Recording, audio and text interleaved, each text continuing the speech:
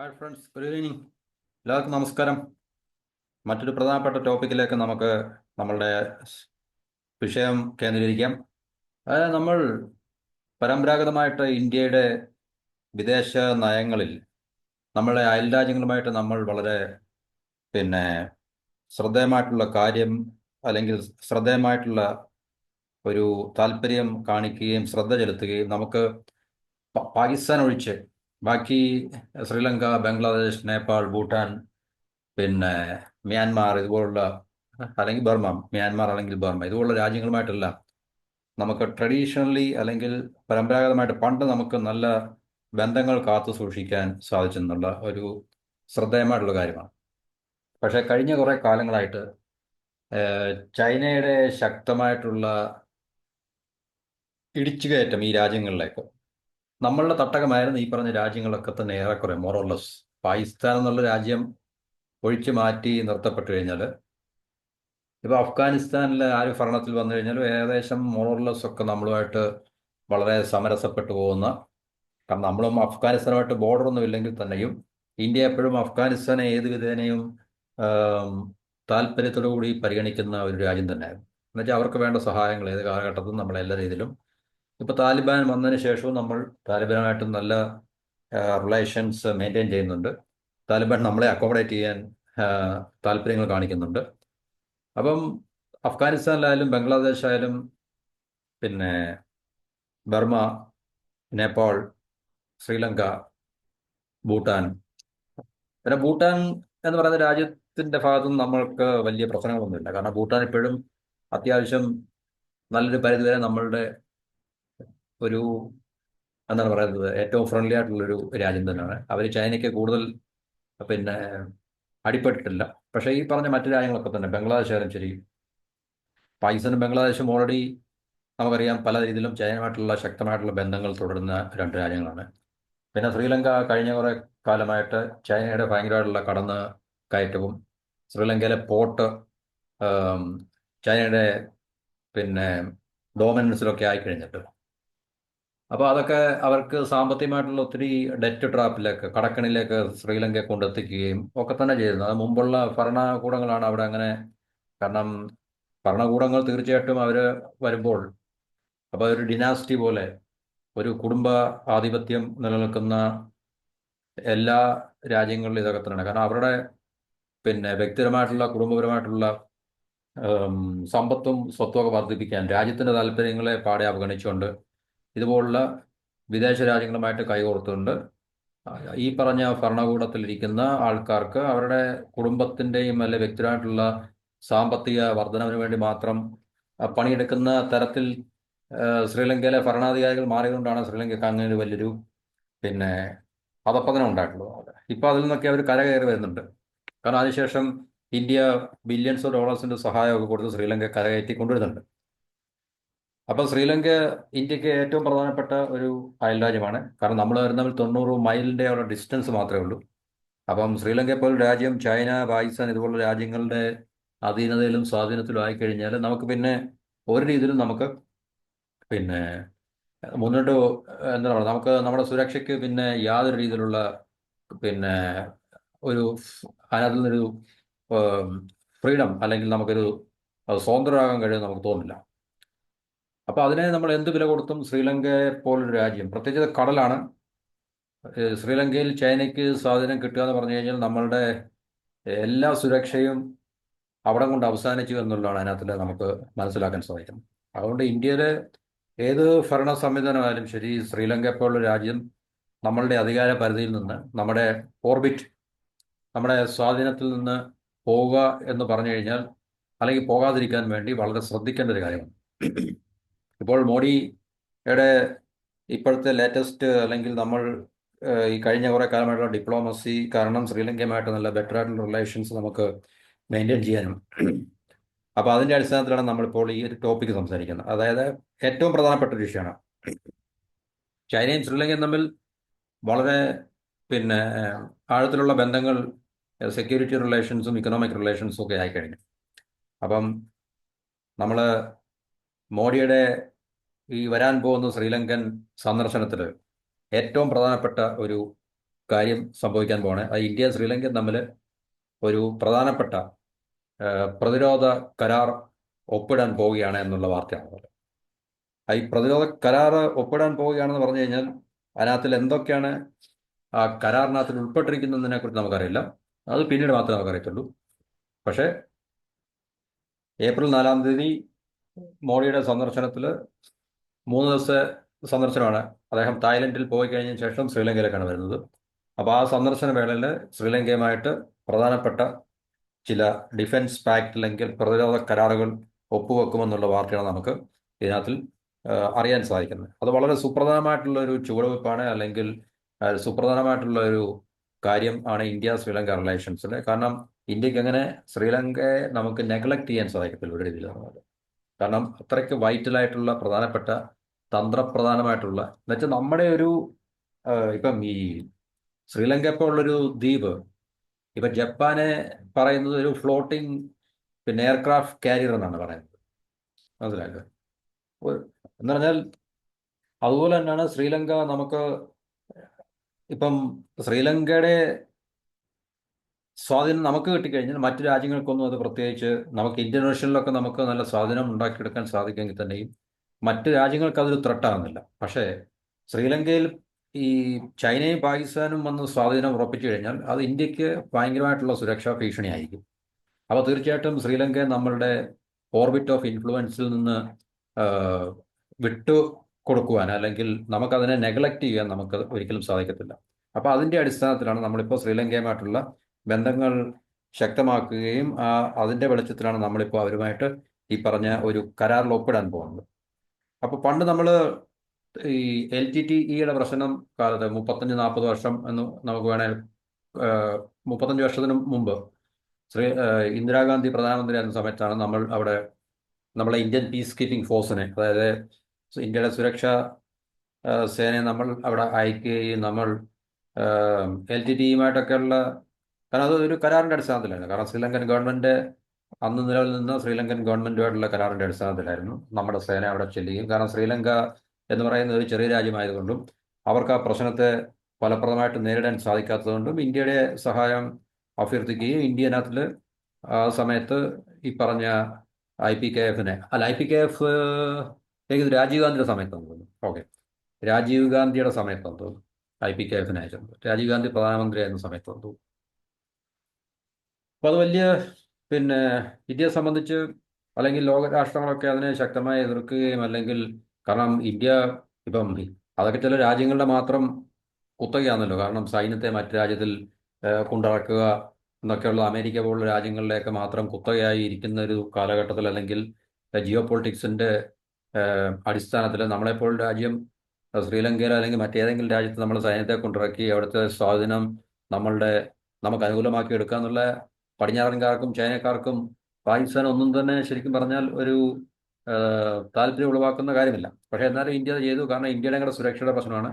കാരണം ശ്രീലങ്കയിലെ തമിഴ് പ്രശ്നം നമ്മുടെ ഇന്ത്യയിൽ സൗത്ത് സ്റ്റേറ്റ് ആയിട്ടുള്ള തമിഴ്നാട്ടിലും ഒക്കെ അതിൻ്റെ വേരുകൾ ഉള്ളതുകൊണ്ടും നമുക്ക് ആഭ്യന്തരമായിട്ടുള്ള പ്രശ്നങ്ങൾ സൃഷ്ടിക്കാൻ അത് കാരണമാകും എന്നതുകൊണ്ടും തീർച്ചയായിട്ടും നമുക്കതിനകത്ത് ഇടപെട്ടേ വരത്തുള്ളൂ.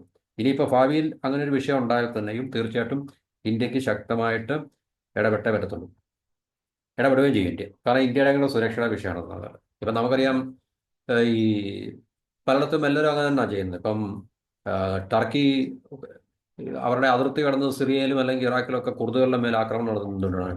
കാരണം ടർക്കിക്കകത്തുള്ള കുർദുകൾ തലവെക്കാതിരിക്കാൻ വേണ്ടി, ടർക്കിക്കെതിരെ തലവെക്കാതിരിക്കാൻ വേണ്ടി അവർ അതിർത്തി കടന്ന് മറ്റ് രാജ്യങ്ങളിൽ ആക്രമണം നടത്തുന്നുണ്ട്.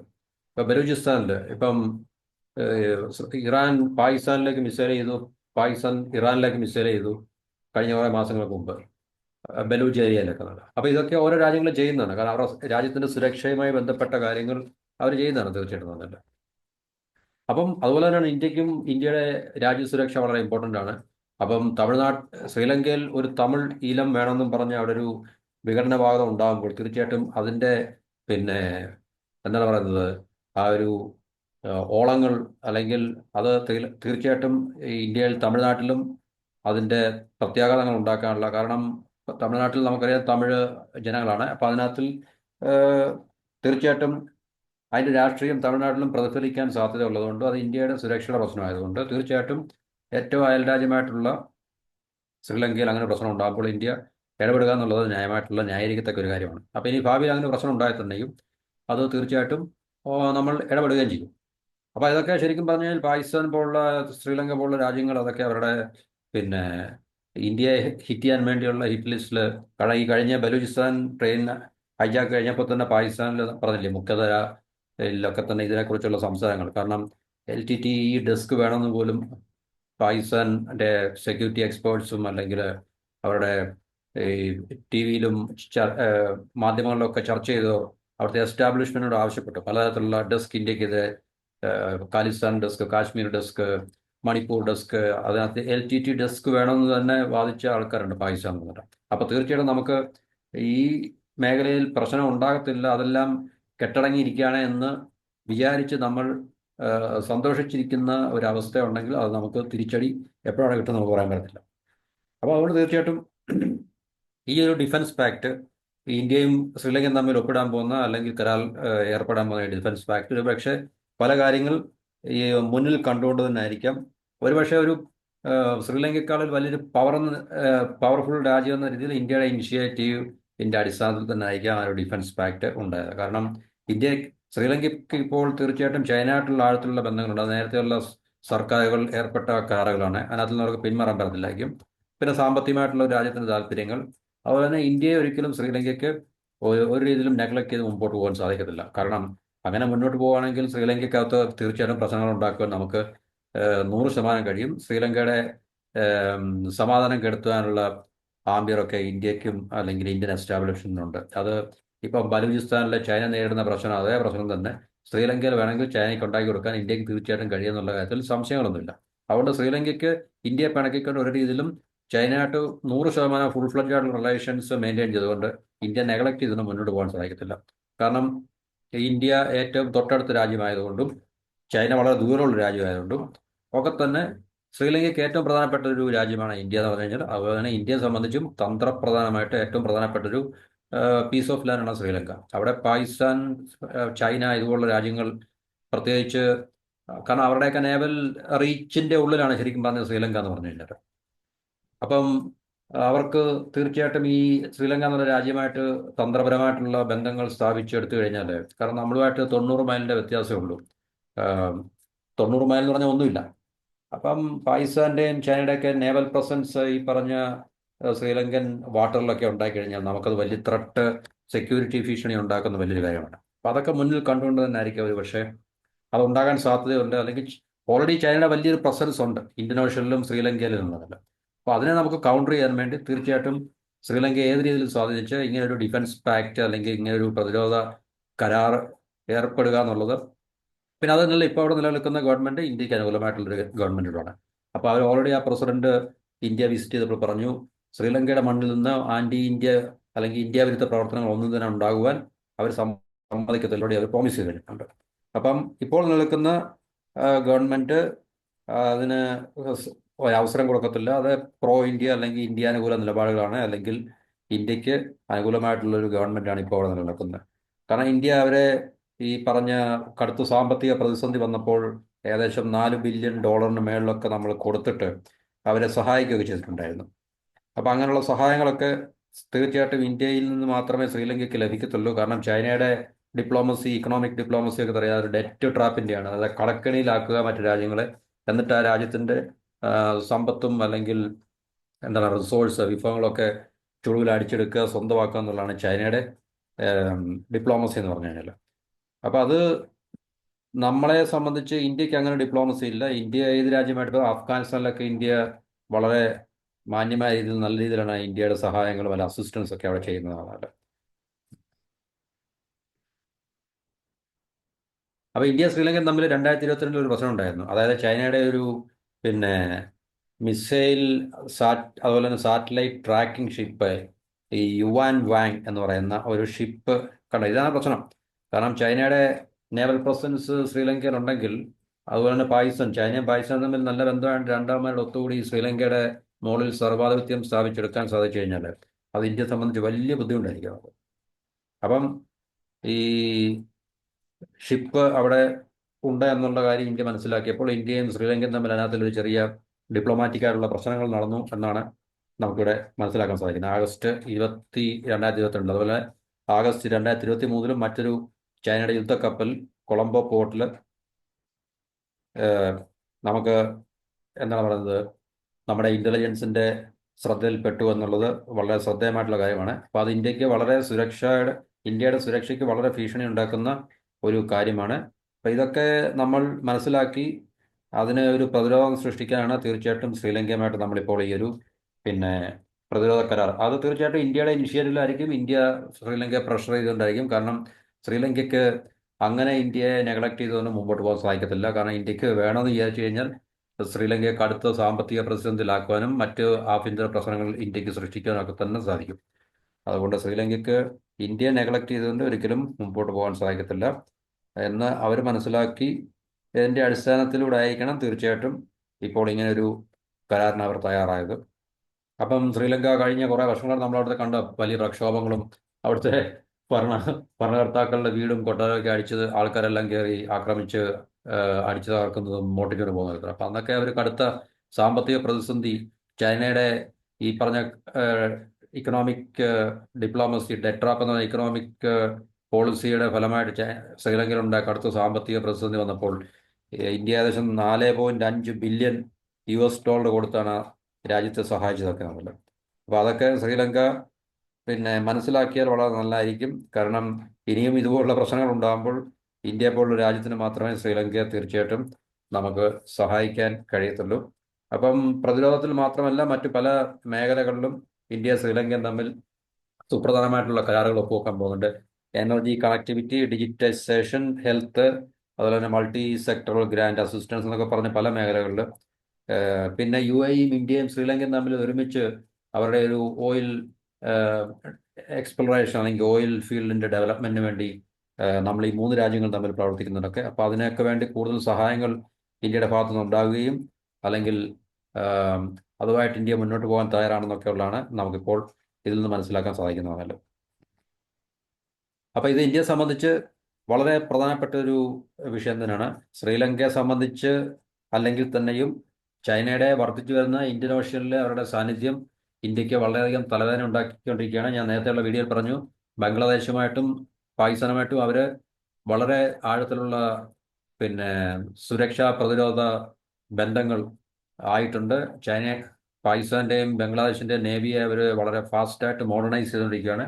അപ്പോൾ ഇന്ത്യക്ക് രണ്ട് സൈഡിൽ നിന്നും ഇങ്ങനെ മോഡേണൈസ്ഡ് ആയിട്ടുള്ള രണ്ട് സൈഡിലുണ്ടെങ്കിൽ വളരെ ബുദ്ധിമുട്ടായിരിക്കും ഇന്ത്യക്ക് ഒറ്റയ്ക്ക് തുഴഞ്ഞ് മുന്നോട്ട് പോകുക എന്ന് പറഞ്ഞാൽ. അപ്പം അതിനെ എന്ത് വില കൊടുത്തും നമുക്കതിനെ പ്രതിരോധിക്കുകയും അത്തരം ചൈനയുടെ ഭാഗത്തു നിന്നുള്ള പ്രവർത്തനങ്ങൾക്ക് നമ്മൾ അതിനെ പൊളിക്കുകയും ചെയ്യുക എന്നുള്ളത് ഇന്ത്യയെ സംബന്ധിച്ച് ഏറ്റവും പ്രധാനപ്പെട്ട ഒരു വിഷയമാണ്. അപ്പം അതിൻ്റെ വെളിച്ചത്തിൽ നമുക്ക് ചൈനയും ശ്രീലങ്കയും തമ്മിലുള്ള ബന്ധത്തെ കാണുകയും അതിനെ പ്രതിരോധിക്കാൻ വേണ്ടി നമ്മൾ തീർച്ചയായിട്ടും ഇതുപോലുള്ള വളരെ സുപ്രധാനമായിട്ടുള്ള തീരുമാനങ്ങൾ എടുക്കുകയും അതിനെ ശ്രീലങ്കയെ നമ്മുടെ ഒപ്പം നിർത്തുകയും ചെയ്യുക എന്നുള്ളത് ഇന്ത്യയുടെ സുരക്ഷയുടെ ഏറ്റവും വലിയൊരു പ്രശ്നങ്ങളാണ്.